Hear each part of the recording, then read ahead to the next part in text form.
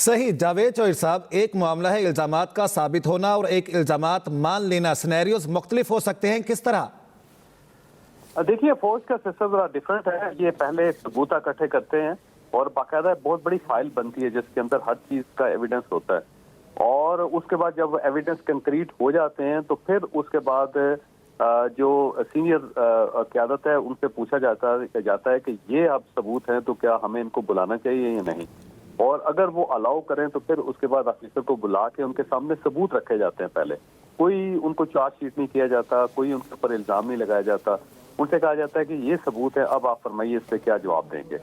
اور اگر تو وہ جواب دیں اور وہ سیٹسفائیڈ ہو جائیں اتھارٹیز تو پھر ٹھیک ہے، اور اگر سیٹسفائیڈ نہ ہو تو پھر اس کے بعد ان سے کہا جاتا ہے کہ ٹھیک ہے اب آپ کے پاس دو آپشن ہے، آپ اپنا جرم تسلیم کر کے معافی مانگ لیں اور اس سے آپ کی سزا کم ہو جائے گی، اور دوسرا یہ ہے کہ آپ پھر کورٹ مارشل کے لیے تیار ہو جائیں. تو وہ اگر معافی مانگ لیں تو ویل اینڈ گڈ، اگر نہیں مانتے تو پھر ظاہر ہے اس کے بعد پھر یہ ایکٹیویٹی سٹارٹ ہو جاتی ہے. تو اب کیونکہ چارج شیٹ کر دیا گیا تو یہ تو فائنل فیز ہے، اب اس کے بعد ان کو سزا ہی سنائی جائے گی، اور اس کے بعد ظاہر ہے کورٹ مارشل پھر ان کو سامنے کھڑا کر کے ان کو وکیل کی بھی دی جاتی ہے تاکہ وہ وکیل بھی اپنا کر لیں، اور اس کے بعد پھر ان کو سزا ہو جائے گی. تو اب یہ بالکل سزا کے قریب پہنچ گئے ہوئے ہیں اور اب یہ بہت آگے نکل گیا ہوا ہے. میرا نہیں خیال کہ اب اس میں سے کوئی چیز ریورس ہو سکے گی. اب جناب فیض امیر صاحب کے اوپر جو بہت زیادہ اعتراضات ہے، اس کے اندر اعتراض یہ بھی ہے کہ جب یہ سرونگ تھے اور اس وقت یہ پشاور کے کور کمانڈر تھے یا بھاولپور کے کور کمانڈر تھے، تو دونوں جگہوں پہ یہ پولیٹیکل ایکٹیویٹیز میں ملوث تھے، جو ظاہر ہے کسی بھی آفیسر جو ہے اس کے لیے اس کے مینڈیٹ نہیں ہے کہ وہ قیادت کی مرضی کے بغیر کسی پولیٹیکل ایکٹیویٹی میں شمولیت اختیار کرے. تو اس وقت جنرل باجوہ صاحب تھے، تو ظاہر ہے جنرل باجوہ صاحب سے کیا ہوگا ڈیفینیٹلی کہ آپ بتائیں کہ آپ نے ان کو کوئی انسٹرکشن تو نہیں دی تھی پولیٹیکل ایکٹیویٹیز کے لیے، اور اگر انہوں نے انکار کر دیا تو پھر ڈیفینیٹلی پھر یہ پروسیس چل پڑا ہے. اور اس کے بعد جب یہ ریٹائر ہوئے تھے تو ریٹائرمنٹ کے بعد بھی جو ان کی ایکٹیویٹیز تھی پاکستان تحریک انصاف کے ساتھ وہ بھی ظاہر سامنے آ رہی ہیں. اور اس زمانے میں یہ بھی کہا جاتا تھا کہ یہ ان کی جو میٹنگز ہیں ان میں بھی شریک ہوتے ہیں، یہ عمران خان صاحب سے ملاقاتیں بھی کرتے رہے جب لاہور کے اندر تھے عمران خان صاحب، اور ان کو ٹیکنیکس بھی بتاتے رہے کہ کس طرح میڈیا ہینڈل کرنا چاہیے، کس طرح ایک موومنٹ چلانی چاہیے. ان چیزوں کے بارے میں بہت سارے لوگ ایویڈنس دے رہے ہیں. پھر رؤف حسن صاحب کا جب کمپیوٹر لے جایا گیا تھا تو اس میں سے بہت ساری چیزیں، بہت سارے ایویڈنس نکلے تھے جو ظاہر جس کے بعد چیزیں ثابت ہونی شروع ہو گئی. پھر جو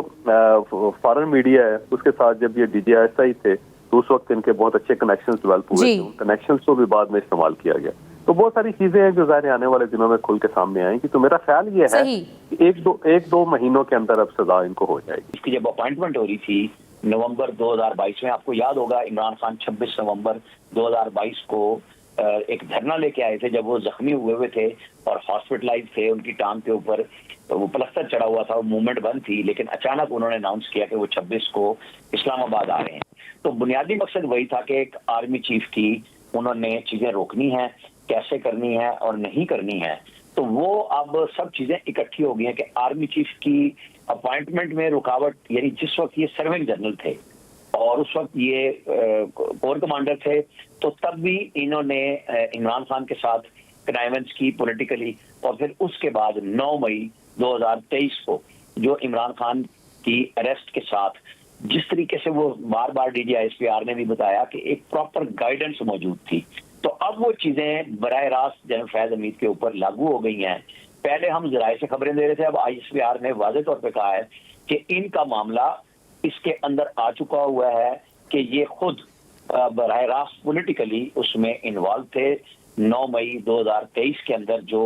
پاکستان کے اندر مختلف جگہوں پہ حملے ہوئے، پی ایف بیس پہ ہوئے، آئی ایس آئی کے آفس پہ ہوئے، جی ایچ کیو پہ ہوا، کور کمانڈر ہاؤس جنا ہاؤس جس کو کہتے ہیں، لاہور میں، پشاور کے اندر، پورے پاکستان میں ایک دم مختلف انسٹالیشن پہ لوگوں کے جتھے پہنچائے گئے، اور پاکستان کی جو سیکیورٹی کے علامتیں ہیں ان پہ جس پہ سوچا نہیں جا سکتا تھا، جس پہ اب آج کل یہ بات بھی ہو رہی ہے کہ بار بار پی ٹی آئی کہتی تھی کہ جب فوجی عمارتوں پہ پہنچے تو آپ نے گولی کیوں نہیں چلائی، اور اب ان کا پولیٹیکل سٹانس آ گیا کہ گولی کیوں چلائی، جو 26 نومبر کا یہ سارا کام اب یہاں پہ ہوا ہے. تو یہ چیزیں اتفاق سے ڈیٹ آ گئی 2 سال کے بعد کی، یعنی یہ 26 نومبر اگر میری یادداشت مجھے صحیح بتا رہی ہے، یاد کرا رہی ہے، 2022 کو یہ آئے تھے عمران خان پنڈی میں دھرنا دے کے، اور اب 26 نومبر پھر عمران خان نے جو ان کی پارٹی نے اسلام آباد پہ دھاوا بولا تھا، اس میں کہا جا رہا ہے کہ گولی کیوں چلائی. تو اب آپ دیکھیں کہ مسلسل ایک کام چلتا رہا کہ آرمی چیف کے اپائنٹمنٹ میں یہ چونکہ امیدوار تھے اور خود بننا چاہتے تھے، میاں صاحب کے بہت سارے قریبی لوگ کہتے ہیں کہ انہوں نے ایک ویڈیو کال بھی کی تھی، قسمیں اٹھائی تھی کہ مجھے اگر آپ آرمی چیف بنائیں گے میں آپ کا تابع دار رہوں گا، جبکہ انہی کے سارے ایکشنز ہوئے تھے جس پہ میاں نواز شریف کو اریسٹ کیا گیا. یہ ڈپٹی ڈی جی ISI تھے، پولیٹیکل ونگ ان کی سربراہی میں کام کر رہا تھا، ان کے خلاف پارٹی کے کینڈیڈیٹس کی وہ کی گئی. پھر عمران خان کو اعتماد کا ووٹ دلوانے میں انہوں نے بھرپور کردار ادا کیا. مارچ 2022 میں جب سینٹ کے الیکشن ہو رہے تھے اور سینیٹر حفیظ شیخ نہیں بن سکے تھے اور یوسف رضا گیلانی ووٹ کم ہونے کے باوجود جیت گئے تھے، تو اس وقت کیمروں کی بھی ایک بات آئی تھی کہ سینٹ ہال میں کیمرے لگے ہوئے تھے اور اس کے اندر بھی انہی کا نام آیا تھا. تو یہ وہ چیزیں ہیں جو مسلسل زیر گردش تھی میڈیا پہ، لیکن اب تو 3 چیزیں کلیئر ہو گئی کہ جی ان کو چارج شیٹ کر دیا گیا ہے، ان پہ فرض جرم لگ گئی ہے، انہیں اب اس کا جواب دینا ہے کہ یہ کس قسم کی معاونت میں تھے 9 مئی کے اندر کہ پولیٹیکل پارٹی کیسے پاکستان کی دفاعی انسٹالیشن پہ حملہ آور ہو گئی. پھر وہ آرمی چیف کی رکاوٹ بنے ہوئے تھے، اپنے دورے ڈی جی ISI کے طور پہ یہ پولیٹیکل ہو کے اور ساتھ اس کے اندر وہ پرائیویٹ ہاؤسنگ سوسائٹی کے افیئر میں چلے گئے، اس کو قابو کر لیا. یہ ساری چیزیں اب تک سامنے آ چکی ہیں. صحیح. عامر الیاس رانا صاحب ہمارے ساتھ موجود رہے گا. جاوید چودھری صاحب اینکر پرسن اور سینئر تجزیہ کار بھی ہمارے ساتھ ہیں. بہت شکریہ سر ہمیں جوائن کرنے کے لیے آپ کا. کیا کہتے ہیں، اپنی نوعیت کی یہ پہلی کارروائی ہے ادارے کی طرف سے، کیا سمجھتے ہیں معاملہ صرف یہاں تک نہیں رہے گا، اس کے اپلیکیشنز کیا ہو سکتے ہیں، وسیع ہو سکتے ہیں، آگے کا منظرنامہ کیا دیکھتے ہیں؟ اچھا دیکھیے، جب بھی کوئی اس طرح ٹرائل ہوتا ہے اور کورٹ مارشل ہوتا ہے تو اس میں عموماً ایک ہی بار پریس ریلیز جاری کی جاتی ہے کہ فلاں صاحب جو تھے وہ انوالو تھے اس قسم کی ایکٹیویٹیز میں اور ان کا کورٹ مارشل ہوا اور اس کے بعد ان کو سزا دے دی گئی. بس ایک پریس ریلیز عموماً آتی ہے. لیکن یہ جنرل فیض حمید صاحب کا جو ایشو ہے اس کے اندر یہ تیسری پریس ریلیز آ رہی ہے. سب سے پہلے ایک خبر آئی، اس کے بعد پھر ایک پریس ریلیز آئی جنرل فیض حمید صاحب سے ریلیٹڈ، اور پھر دوسری یہ پریس ریلیز آئی. اور ابھی یہ ذہن میں رکھیں کہ کورٹ مارشل کنکلیوڈ نہیں ہوا، تو اس کی کنکلوژن سے پہلے جو پریس ریلیز جاری کی جا رہی ہے اس کا مطلب یہ ہوا کہ اس کو افواج پاکستان بہت سیریس لے رہی ہے. اور یہ جو پریس ریلیز ہے اس کے اندر جو کچھ نقطے ایسے ہیں جو میرا خیال ہے جس کے اوپر بات کرنی ضروری ہے. ایک تو یہ کہا گیا ہے کہ 9 مئی کے اندر بھی انوالومنٹ ان کی تھی اور اس کے لیے الگ تفتیش ہو رہی ہے. اب یہ ذہن میں رکھیں کہ 9 مئی جو ہے وہ ظاہر پاکستان تحریک انصاف نے کیا تھا اور عمران خان صاحب اس کے اندر انوالو تھے، اور عمران خان صاحب کے بارے میں بہت سے ایویڈنس اکٹھے کیے گئے ہیں. جو لوگ اب تک پکڑے گئے ہیں ان میں سے بہت سارے لوگوں نے یہ گواہی دی ہے کہ یہ سارا پلان عمران خان صاحب نے اور پارٹی نے مل کے بنایا تھا. تو اب جب عمران خان صاحب کے ملوث ہونے کا اس کے اندر اندیشہ موجود ہے اور جب دوسری سائڈ پہ جنرل فیض حمید صاحب کے بارے میں تفتیش کی جا رہی ہے تو اس کا مطلب یہ ہوا کہ عمران خان صاحب کو جو ملٹری ٹرائل ہے وہ عنقریب اناؤنس ہونے والا ہے. کیونکہ جب فیض حمید صاحب کے بارے میں ثبوت آ گئے ہیں تو پھر ظاہر عمران خان صاحب کے بارے میں بھی ثبوت آگے ہوں گے. مجھے یوں لگتا ہے کہ جنرل فیض حمید صاحب کے کنکلوژن سے پہلے عمران خان صاحب سے تفتیش کی افواج پاکستان شروع کر دے گی. تو ایک تو اس پریس ریلیز کے اندر سے یہ چیز محسوس ہو رہی ہے کہ عمران خان صاحب کا ٹرائل سٹارٹ ہونے والا ہے، یہ تفتیش ان کی سٹارٹ ہونے والی ہے، اور جو ثبوت جنرل فیض حمید صاحب کے خلاف جمع ہوئے ہیں ان کو عمران خان صاحب کے سامنے رکھا جائے گا. ایک چیز. دوسرا یہ ہے کہ اس کے اندر یہ بار بار ذکر کیا جا رہا ہے کہ وہ سیاسی سرگرمیوں میں ملوث تھے. تو سیاسی سرگرمیاں ان کی وہی ہیں جو پاکستان تحریک انصاف کے ساتھ تھی، اور اس کے ثبوت بھی ظاہر افواج پاکستان کے پاس موجود ہیں کہ کیونکہ جب افواج پاکستان کے اندر کوئی کورٹ مارشل ہوتا ہے تو ثبوت پہلے اکٹھے کیے جاتے ہیں اور پھر ثبوت ان کے سامنے رکھ کے پھر اس کو آپشن دیا جاتا ہے آفیسرز کو کہ آپ معافی مانگ لیں تو آپ کی سزا کم ہو سکتی ہے یا پھر آپ کورٹ مارشل کے لیے تیار ہو جائیں. تو ثبوت تو ظاہر ہے ان کے سامنے رکھے گئے تھے. تو اب ثبوت ہیں تو عمران صاحب سے میرا خیال ہے بلا کے پوچھا جائے گا کہ ایک ریٹائرڈ آفیسر جس کی مدت بھی پوری نہیں ہوئی وہ آپ کی فزیکل ایکٹیویٹیز میں شامل کیوں ہوتے رہے. کیونکہ ان دونوں خبر یہ بھی گردش کر رہی تھی کہ یہ گنڈا پور صاحب کے ساتھ عمران خان صاحب سے ملے ہیں جنرل فیض حمید صاحب، جسے کنفرم کسی سائٹ سے نہیں کیا گیا، لیکن یہ ایک بریچ تھی جو سیکیورٹی جو ایجنسیز ہیں ان کے لیے بھی کہ وہ بغیر کسی ملاقات کے شیڈول کے وہ اچانک چلے گئے اور عمران خان صاحب سے ملاقات کر کے آ گئے، جس کی وجہ سے بعد میں بہت سارے لوگ جیل کے جو اہلکار تھے ان کو وہاں سے فارغ بھی کیا گیا. یہ خبر گردش کر رہی تھی جسے ابھی تک کسی نے کنفرم نہیں کیا، لیکن یہ اندیشہ ہے کہ وہ اس قدر انفلوئنشل تھے کہ ان کے روٹ سے جیل کے اندر بھی اور انہوں نے وہاں بھی عمران خان صاحب کے ساتھ ملاقات کر لی. پھر اس کے اندر کچھ اور آفیسرز بھی انوالو تھے जेल के अंदर से मैसेजेस आते थे, फिर उन ऑफिसर्स तक पहुंचते थे, फिर वहां से जनरल फैज मीर साहब तक जाते थे, जनरल फैज मीर साहब उन ऑफिसर्स को जवाब देते थे, फिर वहां से होता हुआ ये मामला सारा जो है इमरान खान साहब तक जाता था। तो ये सारा स्कैंडल क्योंकि खुल गया हुआ है, तो मुझे लगता है कि अनकरीब इमरान खान साहब जो है उनके ऊपर सर्कल होने लगे और उनके खिलाफ ही तफ्तीश शुरू हो जाएगा। सही, जावेद चौधरी साहब हमारे साथ ही रहेगा। आमिर इलियास राना साहब, आपकी राय में आप क्या समझते हैं कि मामला वहीं पर जाता हुआ नजर आ रहा है? बानी पीटीआई के मिलिट्री ट्रायल की तरफ मामला जाएगा? देखिए, अब मैं आपको बताऊं ना कि जब अगस्त में फील्ड जनरल कोर्ट मार्शल की अनाउंसमेंट आई, फिर उसके बाद कुछ रिटायर्ड मिलिट्री ऑफिसर्स को कस्टडी में दिया गया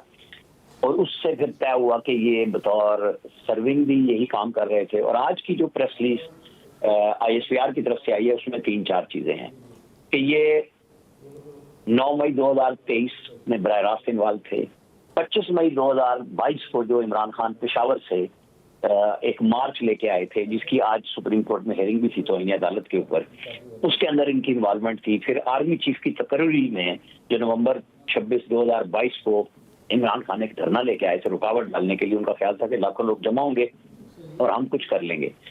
तो हमारे जराये ये बता रहे हैं कि जनरल फैज अमीर का इल्जाम है कि ये इमरान खान से बराह रास्त इंस्ट्रक्शन लेके ये सारे काम कर रहे थे और उसकी जिम्मेदारी अब इमरान खान के ऊपर आएगी कि अल्टीमेटली पॉलिटिकल क़यादत में जो PTI है उनकी मेन स्ट्रीम क़यादत सारी की सारी इस मामले में इन्वॉल्व थी। और जब चार्जशीट इनको कर दिया गया है यानी फर्द जुर्म इन पर लग गई है, तो फिर अब इनको जवाब देना होगा इन सारे इल्जामात का।